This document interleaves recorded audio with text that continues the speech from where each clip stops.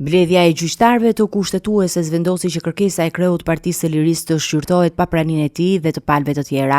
Ilir Meta mbahet në burg që prej 21 tetorit 2024 dhe përmes këtij ankimimi kërkon shfuqizimin e masës arrest me burg, e cila i është rrëzuar në të treja shkallët e gjyqësorit. Avokatët e ish-presidentit argumentojnë se vendimet e gjykatës që e mbajnë në qeli janë antikushtetuese, pasi shkelin të drejtat e garantuara nga kushtetuta dhe konventa europiane për të drejtat e njerëzit. Meta thekson se po mbahet në paraburgim pa akuzën konkrete dhe se arrestimi i tij ka qenë jo proporcional dhe i panevojshëm, pasi nuk ka prova që ai ka rezistuar apo përbënte rrezik. Gjithashtu avokatët theksojnë se gjatë arrestimit nuk janë komunikuar arsyet e ndalimit, duke shkelur standardet procedurale të një ndalimi të lishëm. Avokatët e tij përmendin gjithashtu rastet ndërkombëtare si ai Thomas Gëllçit në Strasburg dhe i Mamadov në Azerbajxhan, duke sugjeruar se trajtimi i Metës ka ngjashmëri me praktika të padrejta dhe me karakter politik. Ata argumentojnë se veprimet e SPAK-ut u ndërmorën më njëherë pas deklaratave publike të kryeministrit Edi Rama, duke e shoqëruar rastin me një ngarkesë politike.